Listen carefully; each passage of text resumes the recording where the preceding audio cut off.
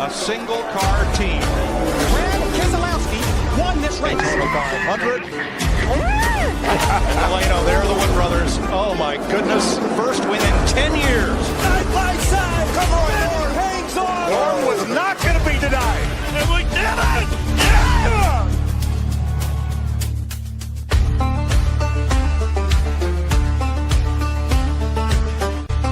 Hey, y'all. Welcome to the Also Ran broadcast. I am your host, Derek Nelson. Behind the buttons there, the man behind the curtain. Producer Josh is with us as well.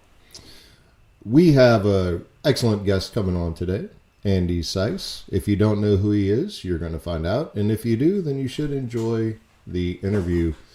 We want to start off by saying, please like, comment, and subscribe to our channel. If you have any kind of feedback, let us know, whether it's good or bad. We know we are not perfect, and if there's any ideas that you have that help us improve what we're doing, let us know. If you think it's the greatest thing ever, definitely let us know. And if you're listening in the audio realm, then make sure you rate and review for us. So, Josh. Yo. Excellent interview. Yeah. Hey, I'm stealing y'all away from other Derek for a second so I can tell y'all about our brilliant sponsor, Gray Before Shave. Gray Before Shave offers everything you could possibly need for your hair up there. They've got oils, balms, butters, they've got waxes for your mustache, shampoo, conditioner. There's so much stuff, I don't have the time to sit here and tell you about everything. Head over to their website, graybeforeshave.com. See something you like, take it to the checkout. Before you check out, apply the code ALSO-RAN for 15% off your purchase. If you're undecided on which scent is right for you, they have an excellent bundle of oils that has one of each of their brilliant scents. I prefer the Pumpkin Smash. My wife absolutely loves their brand new Liquid Gold. It smells like adult bubble gum. That's the only way I can think to describe it. So head over there, graybeforeshave.com. Find something you like, check it out, use our discount code ALSO-RAN for 15% off. You won't be disappointed. Now, back to that other handsome bearded fella. Yeah, I really enjoyed it, man. You know, I got to be biased because obviously Andy is my boss. So, I mean, he's a friend. I don't necessarily look at him like a boss that, you know, it's not that typical boss-employee relationship. You know, he's just a buddy, and he's given me such a cool opportunity to be a part of the media team. There's a handful of us, and I realistically just get to go to the racetrack and get to film video and do photography and I do race updates too when I'm there, but on their social media and stuff. But I'm legit just being a fan. I don't think he even realizes I'm there and I'm still getting brought to tears and this is incredible that I'm here, you know, because even if you know that opportunity didn't happen, that's where I'd want to be just as a fan, you know, is you know, in the garage or you know, near the racetrack. So yeah, and that is definitely a common passion amongst all legit race fans that sometimes they don't know until they get to the track for the first time. And you know, I was that way. You know, when I watched my first race, it was Casey Kane versus Elliott Sadler, final laps at Texas Motor Speedway in 2004. And 2008 was when I actually got to go to the track for the first time. And you hear the cars in person, you smell the rubber and the burning fuel. And if at that point, this passion does not well up inside you, this feeling that becomes, I need more of this new addiction, you're not a fan. But you know, you get to live the life where you get to go to the track, you get to mingle with the race team, and that's why we do this. You know, there's so many little sub stories going on. There's so many things happening in motorsport. We of course concentrate on stock cars and stuff like that, but we're not ashamed to say there are some other excellent forms of motorsport out there. We're just not that familiar with them yet because neither myself nor producer Josh grew up with it. So when we have Andy Seuss come on and he's talking about modifieds, and you know, meeting Andy for the first time a couple of years ago piqued my interest in modified racing. And as of recording this, the Chili Bowl is happening as we speak. Yep. So that is something else that when I first got exposed to it, it just blew my mind. And then it has been a very eventful Chili Bowl weekend. There has been a lot of cars getting upside down, tumbling around like Hot Wheels in a toddler's bedroom. It's going to be a good show. And obviously Kyle Larson and Christopher Bell are out there, but there's some other names out there too that we may not be familiar with. Maybe one day, you know, as they are today and also ran, maybe one day they'll be holding a championship trophy and you'll get to see their backstory. Chase Briscoe, who is my new driver for the year, he's big into the Chili Bowl. You go to his website, which I highly recommend you check out, chasebriscoeracing.com. They don't sponsor this, by the way. I'm just plugging my guy. They got a lot of really nice stuff on there, and they've got some Chili Bowl t-shirts. So head over that way and check that out. Yeah, I think I'm going to watch it for the first time tonight. So as long as I'm awake, you know, being with a newborn, you never know what your life is going to be like. But yeah, I have it in my phone. Like I scheduled it in my phone that tonight the main is going to be around 7 o'clock my time. So. You're going to be experiencing a Chili Bowl tonight, whether it's on TV or in a diaper, sir. You're going to have a Chili Bowl experience. Either one or both. That's it. So, yep. So I'm interested to see it. Yeah, I grew up around asphalt racing, and I really don't know much about dirt. So, you know, as the past 5 years is where I've really expanded my knowledge with different race types, different race cars. And so, yeah, I'll be turning it on. I got Flow Sports. So this year, I finally subscribed. So I'll be watching it. Yeah. And hopefully, hopefully by watching this show, we save y'all some time by introducing y'all to people, sharing your stories so you don't have to do the Google searches when you see a name of a race team or a driver that piques your interest. We've already done the legwork for you. You can just tune into us, see some of these people. And as I've discovered in doing this show, there's a lot of, 12, how many degrees of bacon is there in Hollywood? It's like 16, 12, whatever. I couldn't tell you. But that same thing occurs in NASCAR. And, we found out Andy Seiss raced for Rick Ware. And how did he get that? It was through doing a favor for Rick Ware. And then we had Stanton Barrett on the show. And he ran for Rick Ware. And he also ran for Mike Harmon. Well, we had Mike Harmon on the show. And it's just all these little different backstories that all eventually at some point in time intermingle and intertwine with one another. So it's once you get immersed in it, it's hard to think about anything else. You can see the backdrop behind me. That is just a small bit of my passion that you can see. If I could show you the other side of my studio, which is freezing cold right now, you can see how insane I am. And that having been said, my wife is one of the most wonderful people in the world for putting up with me and putting up with everything I have to do to watch races. And for years, she was my race buddy, and I dragged her to all the races. And one day we were at Talladega, and I think her iPad had died. It had had enough. It tapped out. And she went to the concession stand to get a Coke. And while she was gone, we sit low at Talladega because I think to experience the race, you have to feel the race. And you're not going to get it up high. You can see what's going on in the backstretch, but you're not going to experience the race. You're not going to feel the cars, smell the smoke, dig dirt out of your eye because 40 cars just came by at 200 miles an hour, less than a few feet away from in front of you. And so she goes to get her Coke.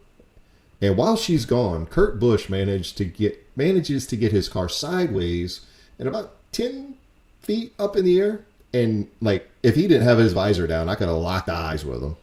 She comes back, the red flag's out. There's cars and car pieces all over the place. Baby, what happened? Nothing happened at all. Nothing, not a thing. You didn't miss nothing. It's going around circles. Yeah, that's all they do, right? Yeah. They just make left-hand turns. And, well, sadly, there's a Jumbotron in front of our seats. And as I was trying to tell her she didn't miss anything, she saw just what she missed. And at that point in time, she said, I'm done. I sit here for hours and I watch these cars go in circles, and I love you, but no more.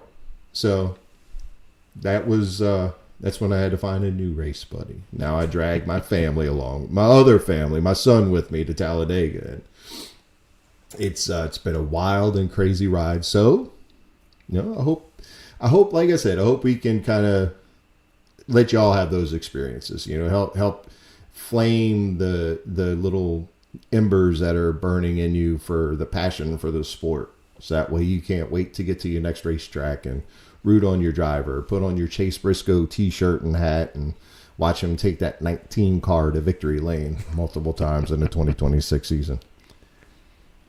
Yeah, man. Yup. Well, he's waiting in the wings. I think we should go ahead and introduce our guest. Yeah, I'm going to have to apologize to him a little bit later on. I get a bit long-winded, y'all. So without further ado, on with the show.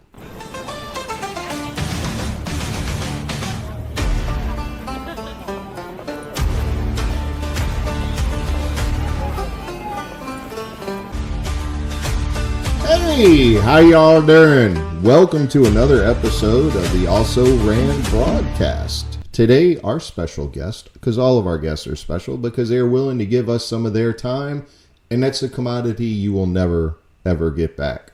So, welcome to the show, please, Andy Seuss. Andy Seuss he has won 2 consecutive modified championships. He's run in Cup cars, he's run in Xfinity cars, and he currently he is part owner, I'm not going to say it. I was going to say KLAS Motorsports, and you are the AS of KLAS Motorsports, as it were. But for the sake of keeping it clean, I'm not going to say it. I wanted to. But welcome to the show, sir. So how are you doing? Doing good. Enjoying an easy little Saturday here, just tinkering in the shop. Sometimes it's nice when it's quiet, just tidying up that we didn't get to during the week, and excited to talk racing with you. Great. So y'all just recently, all the ARCA teams were in Daytona, and it looked like y'all had a pretty eventful weekend, or not eventful in a good way, because there's eventful that is very negative when it comes to racing, but you had a very positive weekend. You brought multiple cars, had multiple drivers. You want to tell us a little bit about that? Yeah, it was uneventful in the good ways, for sure, because the last couple of years we've been involved in crashes, which is why you see less super speedway practice even in Cup and Xfinity. They don't even do it anymore because you have to get so close with the drafting, you chance being in wrecks. And unfortunately, the last couple of years that's happened to us, no fault of our drivers. But we had an ambitious weekend. We brought 3 drivers for 2 cars. Our constant driver, Andy J, was our workhorse, getting in both cars the first day. Our late model driver, we've been helping out, Jonah Cullen, who's been transitioning from sports cars and open wheel road courses to fendered stuff. He did a really good job with us on Friday. Our driver for 2026 in the 07 car, Glenn Reen, couldn't be there Friday, so he was focusing on Saturday. He got in the car, basically didn't get out for hours at a time. We never really got to drafting other than with each other, so we didn't put up a big speed, but overall things were good. We unloaded okay, but wanted to be better, and happy to report we made those gains, between the beginning of Friday to the end of Saturday. We were really happy when we left. Yeah, y'all have got a lot of things going on for 2026. I've been following y'all since the Andy Jankowiak Daytona quote, and I think everybody knows that by now. He's going to put his foot down and not lift until he sees God to the checkers. And luckily, or thankfully, his charisma and charms brought some attention to the team. But since then, y'all are planning on running multiple cars this year. Is that correct? Yeah, Glenn Reen approached us about taking care of his car, road course races. So we got here at KLAS Motorsports, went through it, and finished top 5 with it at Watkins. He had been dabbling in some Xfinity racing and other things. Um, we all got along. We're all from the Northeast, former and current modified guys. So he said, well, let me take my Xfinity effort and let's put it into the ARCA stuff. So he's doing Daytona, Watkins Glen, and Lime Rock for sure, and looking to add races. I think we'll be able to add at least one race. So we will have both him and Andy J. Andy J's got a 9-race schedule right now planned, and always trying to add to that. You know, obviously our goal is to run full-time eventually at some point. But right now the part-time schedule kind of suits us where we're at, and we're able to capitalize on focusing on a handful of races and, you know, compete for those top 5s and wins. Now, for the people that have been longtime fans of what Josh and I are doing, we used to do the shoe show. We had the opportunity to, thanks for the invitation, to go out to Talladega and document y'all's weekend, a spring race in 2024.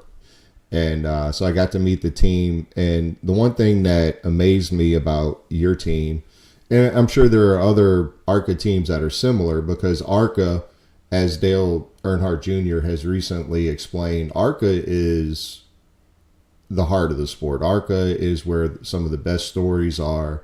You know, you see the guys and the equipment they bring to the track, and it ranges from this past weekend he was cutting yards in a gated neighborhood to this weekend he's got the same trailer, no lawnmowers, race cars. So seeing that family environment and everything, and seeing where y'all are now, and you just mentioned knowing Glenn Reen from up north, can you give us a little backstory on how? Because I see that you've won the 2 championships in the modifieds, and you've had the starts in the different series.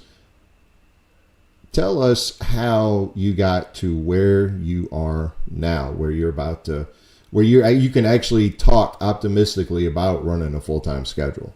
So the Andy Seiss of yesteryear, you know, that gets out and is pumped and is young and still has that New Hampshire accent, which is now very, very gone, it seems like, apparently. But yeah, just kind of walk us through briefly your career, so that way the people that aren't familiar with you and aren't familiar with your walk, your path, your struggles throughout the years, they can get to know a little bit more about you. Yeah, grew up just being a race fan. I mean, absolutely loved it. Big Dale Earnhardt fan on TV on Sundays. Big Star Speedway Super Modified Weekly fan on Saturdays, just dreaming of what it would be like to be on the other side of that fence. Grew up in a very blue-collar family. It was very humble beginnings when my parents were starting their company, but we never went without. I remember we had a go-kart to terrorize the neighborhood with, that my dad found somebody throwing away, and he rebuilt the motor. And then it was like, you know, I heard people race these go-karts. Dad, I want to race go-karts. And I remember going to get a go-kart to race. We went and watched a few times, and and my dad saying, I can't believe we're buying a go-kart to race. I need my head examined. You know, we can't afford this. We can't do this. And it was a long time. Actually, my story is it took me 4 years to win a go-kart race. And it got to the point we always bought used equipment. So for Christmas, my parents bought me a brand new go-kart chassis. And then for my birthday, a brand new motor, and sat me down and said, if, you know, you don't win, don't show promise, like you could do this as a hobby, we're done trying to spend any money on it. And I went out that year and won 5 races. And the following year, we won 20 races and 3 championships in go-karts. And they joke around that had I just pulled the plug a year sooner, you know, that maybe they would have saved a bunch of money. But it put together, you know, enough of a reputation in town in Hampstead, New Hampshire. We got a few sponsors together. I got to go small block 350 super modified racing at Star Speed, which was my dream. Like I said, that was growing up as a fan. That was the absolute dream on that side of the fence. And my story is probably a lot like others. I mean, just so lucky to be at the right place at the right time. Drove my first mod race for Gary Casella simply because we parked next to him at Lee Oktoberfest. I had my super modified. He had his modified. He had a spare that he let me drive. Went to Smyrna in that car. Later that year, met Jerry Morello, who literally used to race modifieds and had a car sitting out back in the woods, drug it out from the woods, sandblasted, painted it, went modified racing. Kind of picked and choose. My dad picked this race in Nashville, Tennessee, because they hadn't had a modified race for 40 years in Nashville, Tennessee, and nobody would have an advantage on us. We go, we win, like just bizarre. And that led me to meet the Riggs bunch, Riggs Racing, who was the perennial champions at the time, looking to make a move, looking for a younger driver. All of a sudden, I'm driving for them, and that led to race with them for years. They're still dear friends of mine. Actually, my son's named after, Lyle David Seuss is named after all racing people, but it's David Jr. and David Sr. Riggs that is his middle name. That led to racing with Eddie Harvey. At that point, I made the big move to move south. I mean, everybody talks about it, move to North Carolina, the racing center of the world. Did that, and it paid off. I mean, I was a broke racer. Work every week was a little bit different income. I didn't have anything fixed. I was working on race cars, working on boats, which was my family business, and in the past. And it was funny, the ARCA thing, which I'm back to now, started because I just went to a test to help somebody out. And I was building modifieds for Brian Doza, and he said he wanted to go race Daytona, but he couldn't, wasn't approved for a truck. I'm like, well, go ARCA racing. And that's my intro to ARCA. We went and, the car, went speedway racing, learned a lot. My big thing was I met Chris Auer.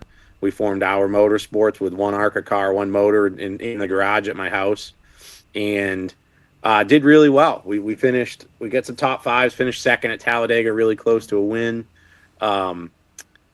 That took me to the Xfinity, a little bit of actually never drove, even though we built the team and all that, and that kind of ended poorly, but was ARCA racing, did some truck races, and then of course my also ran moment, right? I ran a Cup race 2019 at New Hampshire Motor Speedway, minus my wedding and children's birthdays, the absolute greatest day of my life. I mean, you talk about just amazing. I had my sunglasses on, so I hope nobody noticed, but I was in tears before the race even started. It was just the greatest thing ever. I was going to say, I wanted to touch on that for a second with you, because through Corey LaJoy and his transition to Rick Ware Racing for a handful of races due to unfortunate circumstances at his former team, that's who gave you your start. I mean, so tell us about that. How does that even come together? Because I've become the fan. I don't believe you can be a race fan without following multiple people. It helps to have a favorite, but through the Rick Ware thing, I get to see all the things that he does in motorsports, on two wheels, on four wheels, on dirt, on asphalt, and to see the multitude of people from just, we had Stanton Barrett on the show, and he ran some races for Rick Ware. How did that actually all come together for that weekend? That is, like you said, one of the greatest weekends of your life. So it's really interesting and played out incredibly. So being a wannabe broke, learning my way around North Carolina, one of the absolute best at it was Rick Ware. When he was building his empire, you'd go to auctions and different things, try some race car parts, and Rick Ware would be there. And he was kind of the star of the show because, Rick Hendrick isn't going, Richard Childress isn't going. So the star of the show, I got to know him a little bit, introduced myself. He was always very nice and always said, anything I can do for you, let me know. Well, one day my phone rings and it's Rick calling me personally. We're going to a test at Charlotte Motor Speedway with the ARCA car, and he asks if I could put his son in it. And I said, sure. And we get to the track, and he said, how much do I owe you? And I said, nothing. And he was, I said, don't worry about nothing. He was very gracious. And I said, well, Rick, let's help each other out. I'll help you out. And it was selfish of me because I'm going, Rick, you can do more for me than I could ever do for you. So let me have this. Let me help you. And we stayed in touch. He was always very nice. And throughout my career, I would get the call, right? Hey, you want to come run this Xfinity car? Yeah, it's might as well be $1 trillion. Doesn't matter. I don't have it. And I would get a call to run a cup race. Well, the phone call that led up to the greatest day of my life was Rick saying, hey, I want you to run my cup car. And I said, yeah, Rick, I know. Everybody wants me to run their car. I don't have any money. And he goes, yep, don't worry about it. It doesn't matter. It's 0 leads for this race. And you've been good to me. I like you. I want to help out somebody that's good to me. And I'm like, okay, cool. What race did you have in mind? And he said New Hampshire Motor Speedway. I mean, like, I don't know that I would have asked for that. It would have just been whatever race. But the fact that it was going to be in front of everybody I knew was incredible. Probably cooler than I can imagine. When weekend day came, so many people were there in person than could be if it was a Chicago or a Phoenix or anything like that. And yeah, Rick didn't charge me a dime. It was Rick Ware Racing as it was in that day. It was going to be all scuffed tires. So we got some people to hop on board. Weaver Brothers Construction bought a set of tires. Seekonk Grand Prix brought a set of tires. Rockingham Boat, like, we all kind of funneled this. And it was just the best day ever. I got to race my modified on Friday and Saturday. I got to qualify the cup car, to do the media stuff. And probably the greatest part was they announce you across the stage, and then you take the pickup truck a ride around. And I'd been watching that pickup truck ride, especially at New Hampshire, for my whole life. And as I'm going around, you're doing a lap around the track.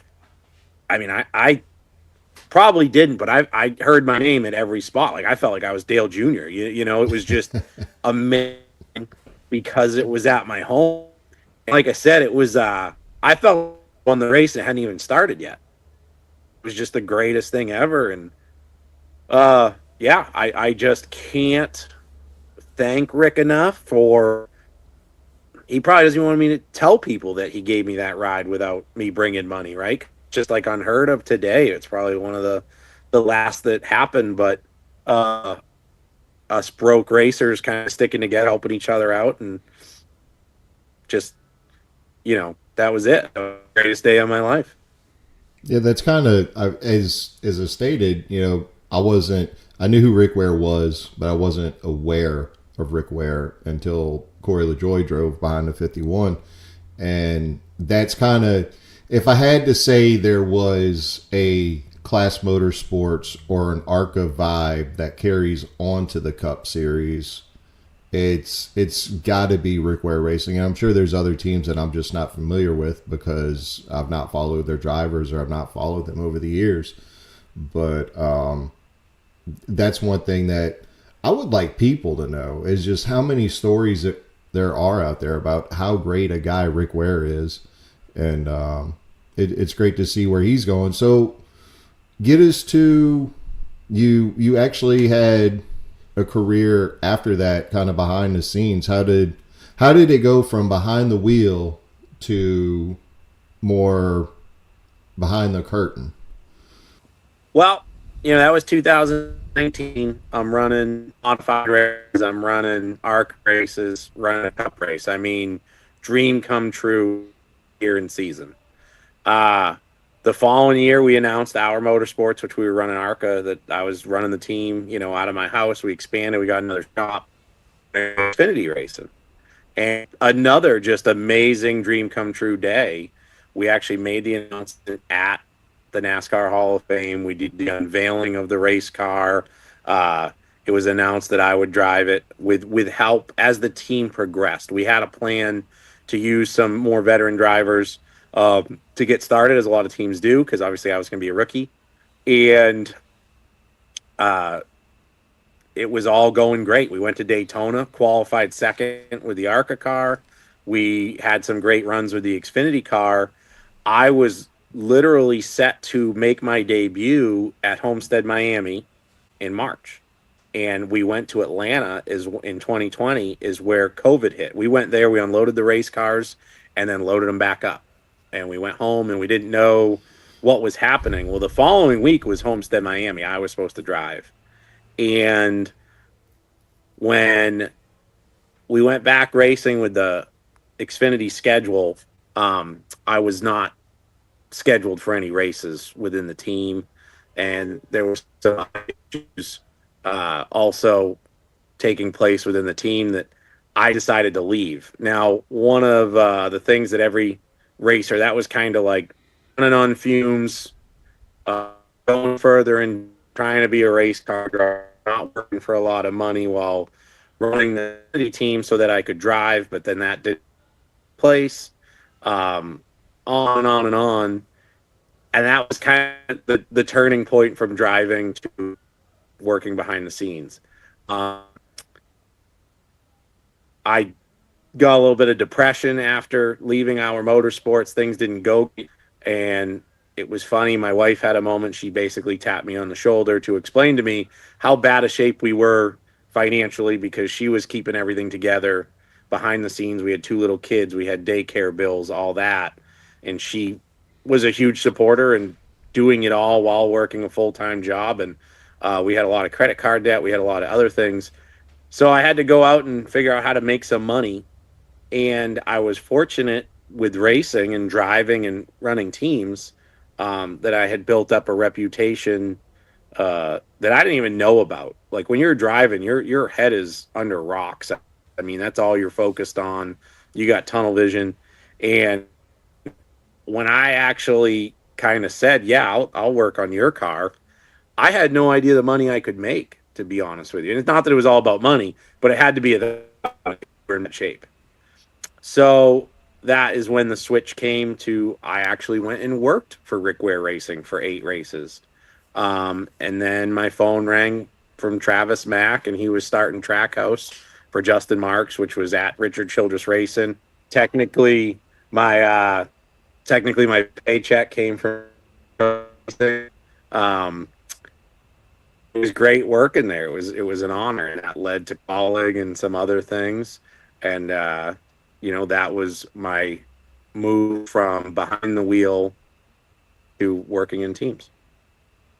No, something that happened. Okay, you can leave now. That's not awkward at all. Was that a little guest or a big guest? So, oh, no, that was a little bit. So we live here on the compound. And my sister, brother-in-law, and nephew are next door. So they've been outside actually beeping the horn, and now they just came in and. Josh, bring up that picture. Bring up that picture that you've got of Andy and his sister, so that way the people have a face to go with our guest behind the scenes over there.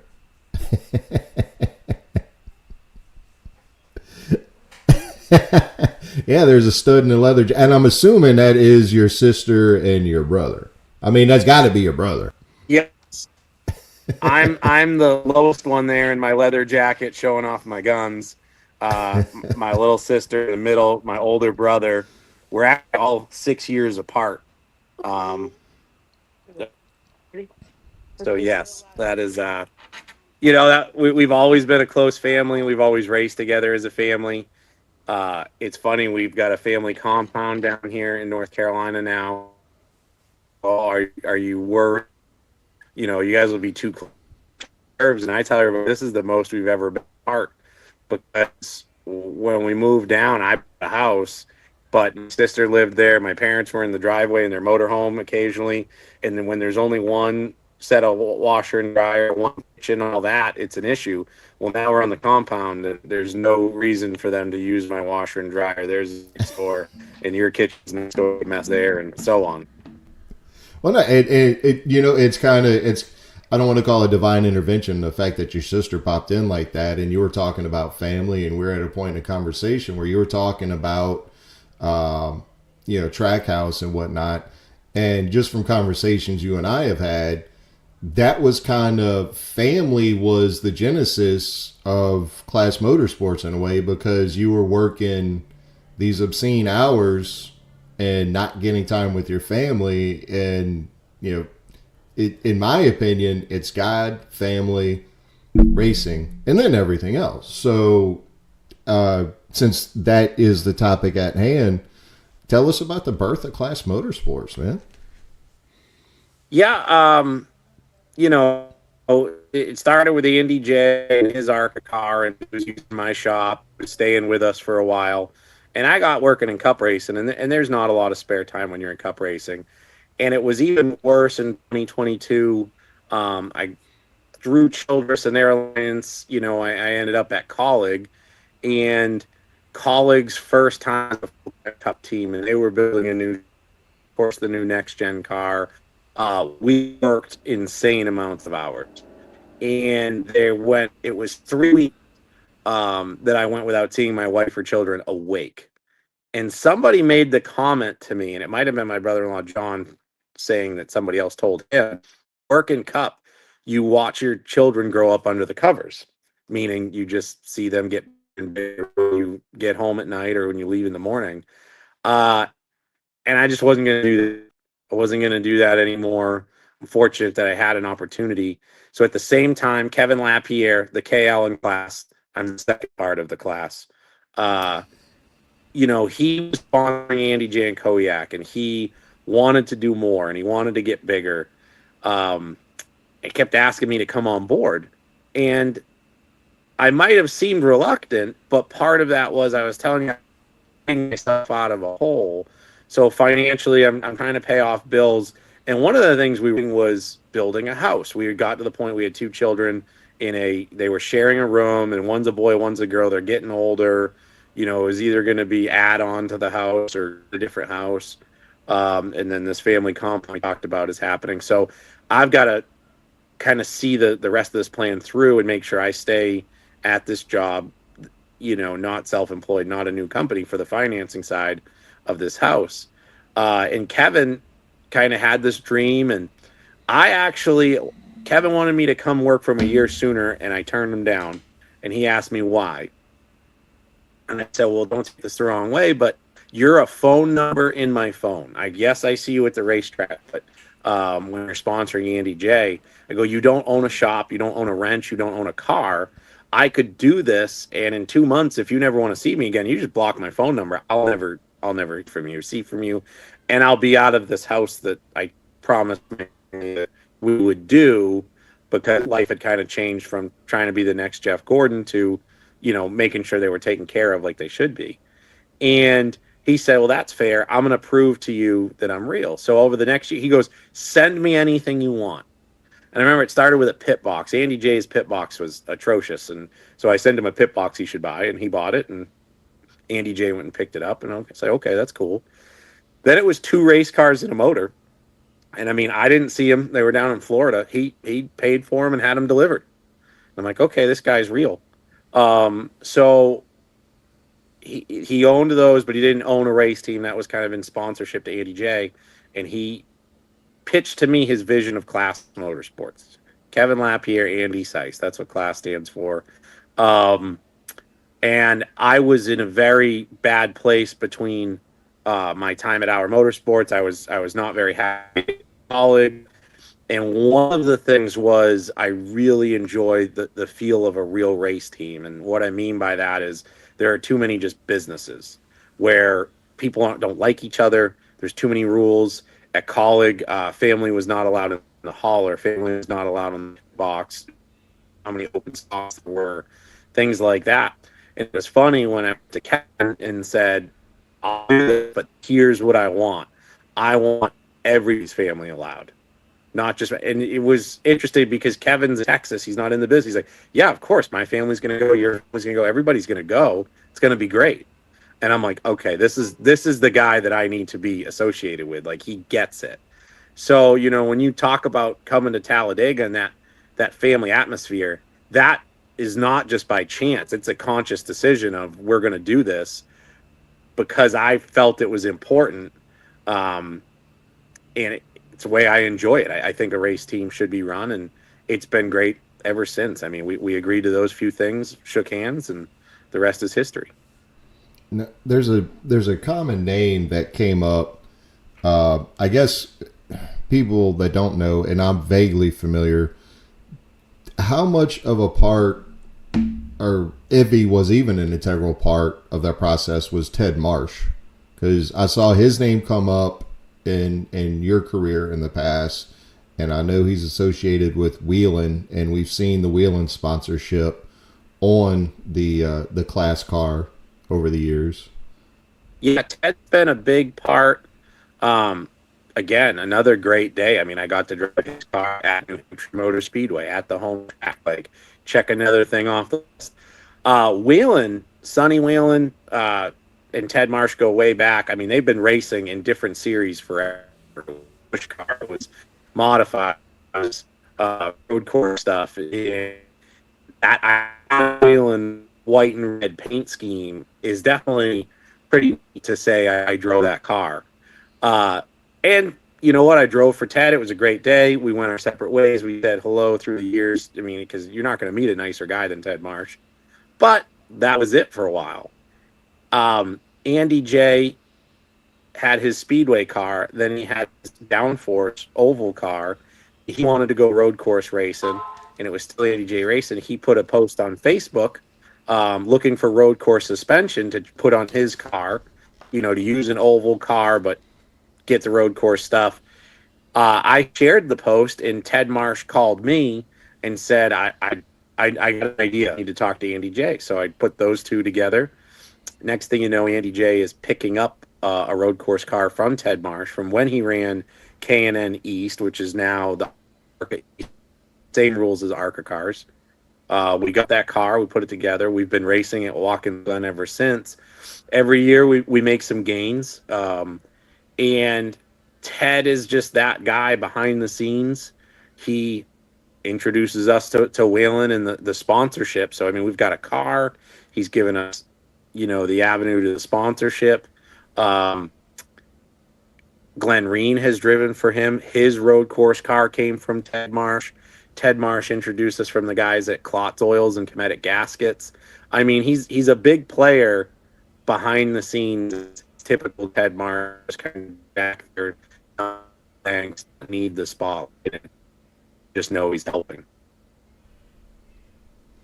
So when you look now, like everything you know, your story and everything, when you look at where you are now, like sitting in what is essentially your own race shop in your backyard with a multitude of cars, which have grown exponentially just over the past 2 years, it seems like. I know, speaking with you and Andy at Talladega, Andy liked naming the cars, and you're like, we're not going to name the cars. And the next thing you know, you see fans, you know, asking, which car are you bringing? Are you bringing Debbie to the track? Or, you know, which car are you bringing to the track? And then, you know, it's gotten to the point now to where you've got your own shop, a multitude of cars, to where you can bring different cars to different tracks that run there. And you look back at where you came from before you even moved south to North Carolina. Like, what is in the family, and what's the one thing that just kind of, when you look back, just amazes you the most at where you are now and how you got there? It's funny. So I wanted to be a race car driver for so long, and I think I did it. I think I can say I was a race car driver. But like I said, I'm 33 years old when the rug got pulled out from under me in the Hour Motorsports, and made it longer than I ever thought I would be before I had to move on from really believing that I could be the next Jeff Gordon. And kind of my next goal was to have a shop that I could walk into and build anything I want. And I've had a moment where I walk in and I'm like, man, I got everything I need. You know, right here. this is a race car shop. People bring race cars here because they don't have the stuff, and I've got it. Now, granted, like I said, I'd love to have a pull down. I'd love to have other things. We are getting to the point we're either going to have to add on here or move. We are bursting at the seams, which is a good problem to have, right? I always said I wouldn't add on to the shop here at my house because if it added on, that meant more employees. I don't want 10 people a day driving down our little dirt road here and disrupting life. But it's also pretty nice to have the race shop 11 feet from where I sleep. And it makes for when you're in a small team and you're working late hours or early hours or weekends, you know, it definitely makes it nicer that you're here at home. So yeah, that's kind of next, but it's an honor that people call me. You know, I'm very proud of that like Andy J called me to ask me if he was crazy for going ARCA racing. Glenn Reen wants to go ARCA racing. He called me, and that's really a neat feeling too. From the kid, like I said, that I just grew up at Star Speed, dreaming on the other side, to the fact that Cup championship drivers, crew chiefs, things that light up on my phone every day. And I take screenshots of it and send my dad. Like, Dad, look who's calling me. Like, Todd Parrott's calling me. Cup champion, Daytona 500 champion. Like, who would have thought? And Todd's been really good for me, and we're great friends now, but who would have thought? You know, a few years ago, I say a few, 20 years ago, 30 years ago, just dreaming of this, watching these guys on TV. Now to be just, you know, kind of in conversations with them and stuff like that, it's pretty neat. And now y'all are getting ready to head to Daytona. Do you feel that after the practice weekend, which actually I do want to ask you about that, because the ARCA practice weekend is a unique experience compared to Cup practice, truck practice. There's a lot of teams that will bring extra individuals in, like you said, you had 3 people there at the track and just kind of keeping tabs on the series. There's I think there was 90 some odd people there at the track. What makes ARCA practice so special that we see all these names and we may only see them one time? Like, it's not every story is going to turn into a Cletus McFarland story where he shows up and he's tested, and the next thing you know, he's running high banks at Daytona. Somebody I've been following for a while, Mitchell Stapleton, Stapleton 42 on YouTube. He struck up a relationship with Willie Mullins, and Willie Mullins gave him an opportunity to make some laps at the track. Is that an additional way for teams such as yourself to make money by having people pay for a seat to just turn laps there, or is there a developmental process that's involved with that practice? You know, one of the cool things about it, you said there's so many cool things about the ARCA test there, is there are so many objectives, so many goals. So this year I was very happy we just focused on our cars and testing. You know, Glenn Reen's going to be his first time at the Daytona Oval. He's been there on the road course. So it was about getting him up to speed. We had Jonah Cullen in there, and he's somewhat of a development driver of ours. We help him in late models, and he's going to be there someday. He's got incredible natural talent for the limited time that he's been around. Actually, he put together the 3 most consistent laps. And so that was our objective. In the past, I'm not going to lie, when we've been broke trying to go racing, yeah, we would do it for money. But it also can bite you because it just puts miles on your equipment, and you're rebuilding sooner and different things. And I want to be a real race team, and luckily Kevin Lapierre kind of gives us everything to be a real race team. He's not down our throat to, you know, make money, do this. So that was our goal. There are people, like, there's every objective down there. There's people that have enough money to do the test. You have to do the test to do the race. You have to be approved to show you're not dangerous. So there's people that don't have the race figure, but know they have to be there for the test. And those are no different than I was 10 years ago. I mean, just just absolutely begging, working hard, trying to be there. And there's a lot of those. And I wish every one of them luck. I hope they all get together what they need. And then one of the also cool things is the guys that have been race car drivers, short track all their lives, and are like, you know what, I want to go to Daytona, and this is a way to do it.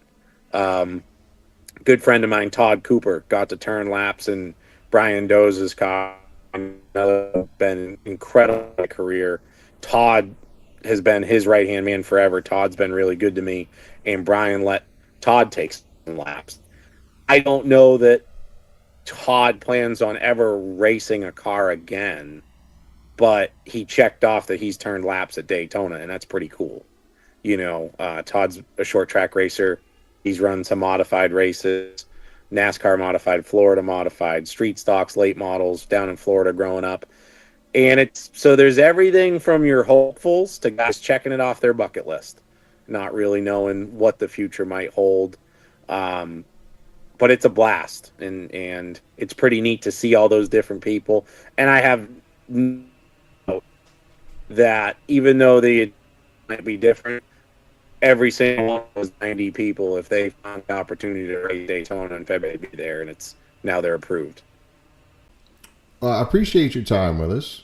And there's a segment of the show where we give our guests the opportunity, just an extra little bit of time, to promote what they've got going on. If you want to promote sponsors, if there's anybody you want to shout out. Josh and I call this the white flag segment.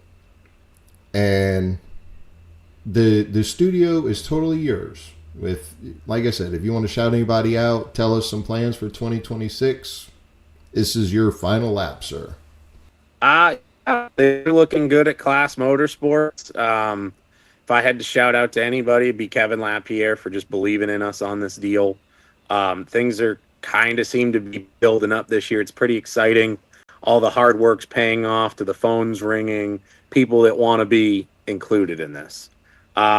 We do have open spots available for Daytona. It's actually crazy because we've filled a lot of the races with sponsorship, and we've had help in different directions, but Daytona is one we have open.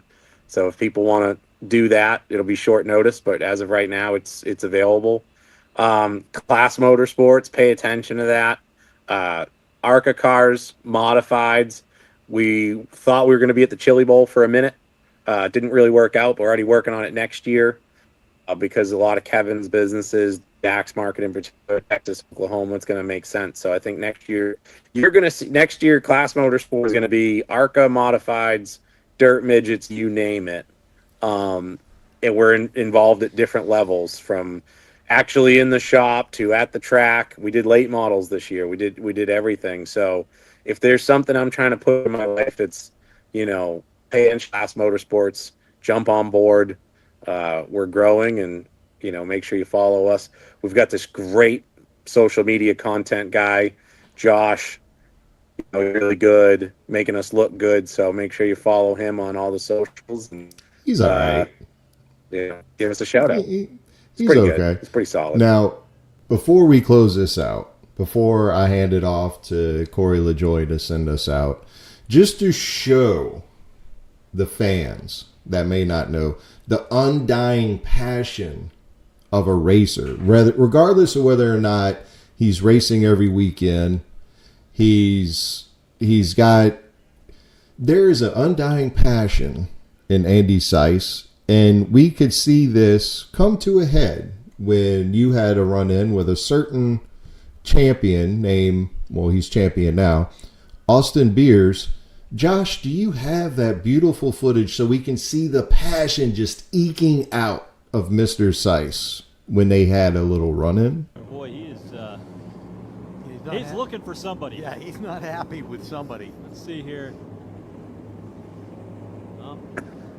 That is what I love to see. That is why I am an Andy Seuss fan. And I would be remiss if I didn't say the fans paid the fine, and then you turned around and did something special because of that. Yeah, my family's always been involved with Make-A-Wish Foundation. My mom used to host Make-A-Wish night at Lee Speedway, which one of my favorite wins was we won there, and we had the whole Make-A-Wish group in victory lane.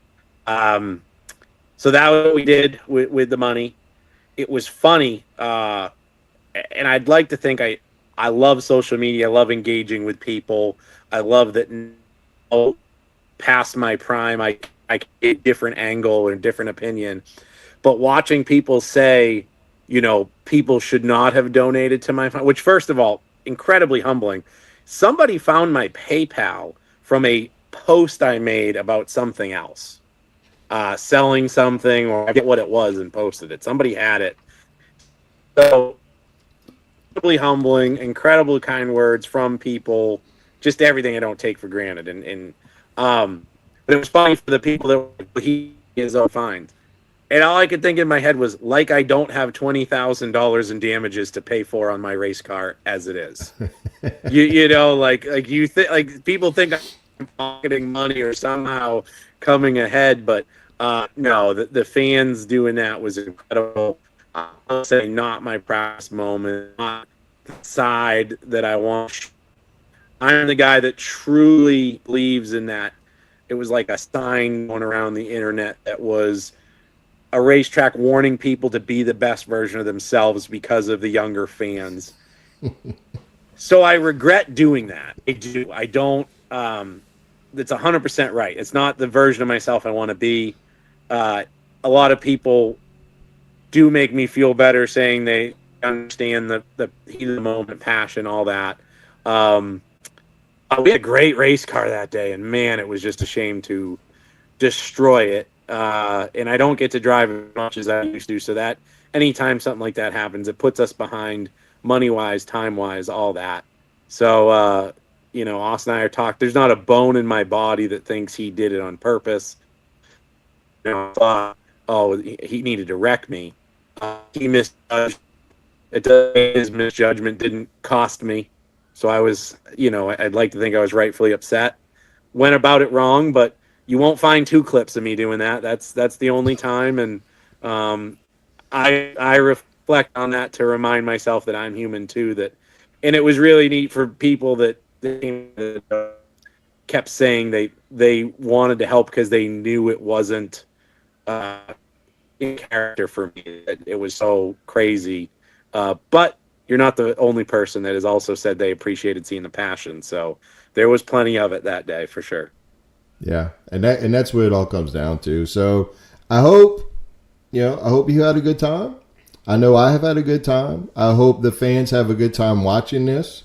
By the way, tell your mom I said hello. I cannot wait to get to talk to her again. She's quite a character. And the only reason I didn't bring her up earlier in the interview is because if this turns into a part 2, there's so many Mama Seiss stories to be told. So thanks again for your time, sir. Oh, trust me, she could be a great guest for you. You'd get an honest, fiery episode for sure.